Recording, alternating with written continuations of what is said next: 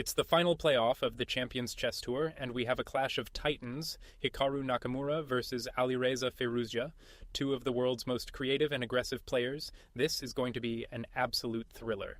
And we open with a very symmetrical London system. Both players are developing their pieces to mirror squares, building a solid foundation before the real fight begins. And here's the first spark. Nakamura plays the brilliant bishop to d3. This is a fantastic pawn sacrifice, offering up the d-pawn to open the c-file for his rook and clarify the center in his favor. A very deep idea. Firouzja immediately accepts the challenge, taking the bishop on d3, and white's pawn recaptures, just as planned. Now the pieces continue to fly onto the board. White's queen moves to b3, putting a little pressure on the queen side, but black develops calmly, challenging white's control of the light squares. Both sides now tuck their kings away, castling to safety and connecting their rooks. The stage is set for the middle game. But wait, Firouzja fires back with a brilliant move of his own, knight to h5. This is a fantastic positional sacrifice aiming to trade his knight for white's incredibly powerful light-squared bishop. What a response! Nakamura obliges, taking the bishop on e7, and black's knight recaptures, achieving his strategic goal. The game now revolves around the critical e5 square. Both players dance with their knights, trying to establish a dominant outpost. White castles, and black kicks the knight back, keeping the tension high. Nakamura now starts to probe on the king side, pushing his h-pawn up the board to h5, forcing black's knight to retreat and creating new weaknesses to attack. And now the center blows open. A flurry of pawn trades opens the e-file, and rooks from both sides swing into the action, eyeing key files and entry points. The position is incredibly sharp. White reroutes his rooks to control the central files, while black launches a counterattack on the queen side with pawn to c5. And here, Nakamura plays knight to h2, a quiet move, but one that misses a massive opportunity. There was a way to win a piece here. The much stronger try was pawn to b4, and after queen to e6, white takes the pawn on c5. Now, if black plays rook takes knight on f3, the pawn recaptures, and that wins a piece for white. But back in the actual game, Nakamura plays the knight to h2, and a huge chance slips away. Firouzja gets a slight edge. The knights continue their complex dance in the center as both players adjust their plans.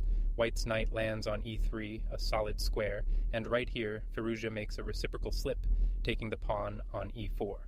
This releases all the central tension and hands the advantage right back. The better move was knight to f6. After pawn to f3 and queen to d8, white plays b4, and black can take on b4, simply winning a pawn. But instead of that, he takes the pawn on e4, and just like that, the position is equal again.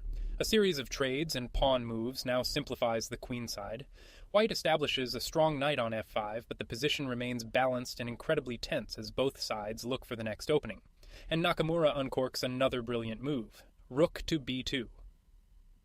This is such a deep, multi-purpose move, preparing to swing the rook over to the kingside attack or to defend along the second rank. Absolutely world-class. Black decides to eliminate the powerful knight on f5, trading it off, and white's pawn recaptures towards the center. The major pieces start to maneuver for the endgame. White's queen probes on a6, while black pushes the c-pawn, creating a dangerous passed pawn threat. Nakamura plays queen to c6, an inaccuracy that lets black's queen become a monster. There was a much better way to handle this. The stronger line was rook to b7. After queen to c5, white plays queen takes pawn on a7. Queens are traded and the rook recaptures, winning a clean pawn. But in the game, the queen goes to c6, and now Firouzja's queen breaks into white's position. And indeed, black's queen snaps up the pawn on a3 and becomes a huge nuisance.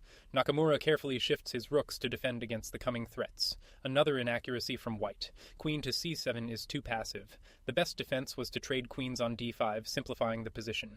Now black has a winning advantage, and Firouzja finds the only move to keep his advantage. Rook to g4, a fantastic shot. And here's the deadly point. If white grabs the pawn on a7, black plays knight takes h5, and after the queen moves to d7, black takes the queen, and that wins the queen with a knight fork. Nakamura sees the threat and calmly plays rook to b1, stepping aside. But now a costly mistake from Firouzja. Knight takes pawn on h5 cashes in on a small threat, but throws away the entire win. The quiet king to h7 would have kept the pressure on. And Nakamura pounces. He immediately seizes the d-file with his rook, and suddenly it's black who is under immense pressure, and here it is, the decisive moment. Under pressure, Firouzja cracks with a game-losing blunder. He had a much better defense. He had to play knight takes, knight on g3.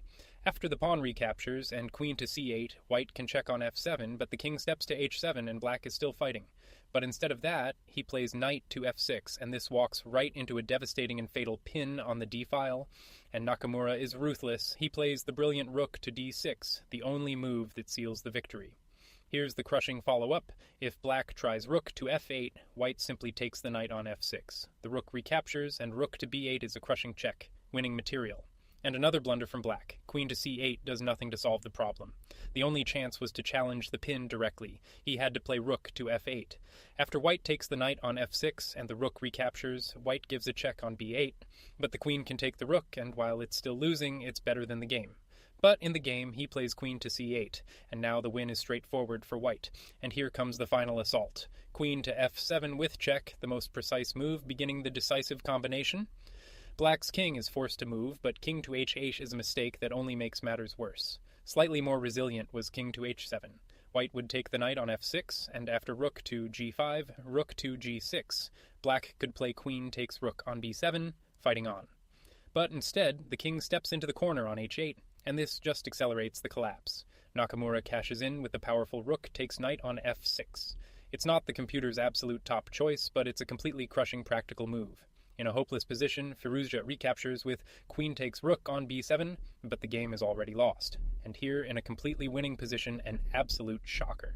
Nakamura blunders, giving away almost the entire advantage. The simple win was queen takes rook on e8, with check. After the king moves to h7, rook to f8 follows. Black can give a check on b1, but after knight to f1, white is simply winning a rook. But in a stunning turn of events, he plays queen takes queen on b7, and unbelievably, black is right back in the fight. Black's pawn recaptures on f6, opening the g-file for his rook, but exposing his king. Nakamura brings his queen back to the powerful f7 square, renewing the pressure. And another slip from Firouzja. Rook to c8 misses the best defensive setup, and now white's winning advantage is fully restored. White's queen grabs the pawn on f6 with check, forcing black's king to h7, and the final cleanup begins. Nakamura plays queen to e6. It's still completely winning, but it's not the most efficient path to victory. And that is the final mistake of the game. Rook to g8 from black allows a simple finish. The last glimmer of hope was rook to b8. After white takes on e5, black can check on b1, and after knight to f1, rook to c1 creates some problems, but instead he plays rook to g8, and now there is no more resistance. And the final nail, knight to e4. This move solidifies everything and leaves black completely paralyzed. And in this position, Alireza Firouzja resigns. A roller coaster of a game, but Nakamura takes the win. Black is down a pawn with his pieces tied in knots, and here's the kind of thing he saw coming. If the rook moves to f8, the queen checks on g6, the king is forced to h8, and the knight jumps to f6. The rook has to take the knight, and white is completely winning.